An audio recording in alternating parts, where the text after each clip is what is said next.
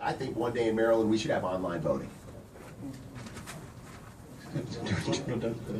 Thank you, Senator. I'd like to echo Delegate Mazier. I think one of the reasons why we are expecting a slightly lower turnout is because of the dirty politics, because of what's been going on the last 9 months in terms of not running on the records and the vision for the state, but to engage in dirty politics and negative campaigning. You know, my neighbors, my mother gets the lieutenant governor's mail, and she didn't know I hated kids. She actually didn't know that until she got his mailers and realized I actually hate kids and I love big businesses. And you know, and I think that's unfortunate. And then when candidates don't show up and disrespect the people of Baltimore by not showing up at some of the other debates, I think that's a problem.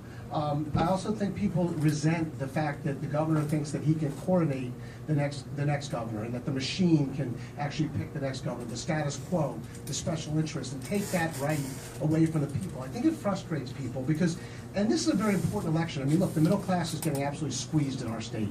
40 taxes in a row, $10 billion more people's money going into the coffers of the state. The state budget has gone up from $28 billion to $39 billion under the Brown and O'Malley administration. This is an important election for the middle class. If people don't come out and vote for the Gansler Ivy team, it's going to be another 8 years of what we've seen here in Baltimore City. Senator, are you offering rebuttal? Yes. Yeah. You know, I agree with both Delegate Mazier and Attorney General Gansler. In fact, on the issue of negative campaigning, I think campaigns are about a competition of ideas. In fact, in the fall, I sent to the campaigns a pledge asking everyone to sign up and reject negative advertising, and no one signed up for that. But let me just clarify a point here. The Attorney General mentions mailers, and I don't have the mailer in front of me. Here's what the mailer says. Okay, the mailer says that the Attorney General supports a $1.6 billion corporate tax cut to Maryland's largest corporations. Maryland's largest corporations don't hire the vast majority of private sector employees in Maryland. 2 out of every 3 Marylanders in the private sector are hired by small businesses. They don't pay the corporate income tax, and that's why I fundamentally reject the proposal of the Attorney General to reduce the corporate income tax. That's fair game in a campaign, drawing distinctions. And then the other, This guy's such a liar. and the other distinction that we draw is, for example, Delegate Mazier, and I support her plan to expand pre-K. She wants to go to 3-year-olds as well, and I hope we get there one day.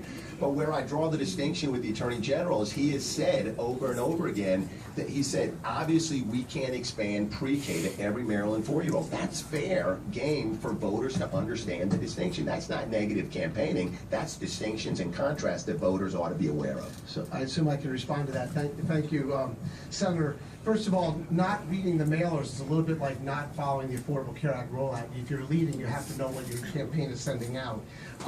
In terms of the pre-K, there's never been an issue, and the reporters in the room know that I said every Marylander should have pre-K from half day to full day, because it's not fair when children in underserved areas show up at school with 3,000 word vocabularies, and children in Howard County and Montgomery County show up with 8,000 to 10,000 words. All I said was to be realistic with the people of Maryland and not lie to the people of Maryland. We can't do that next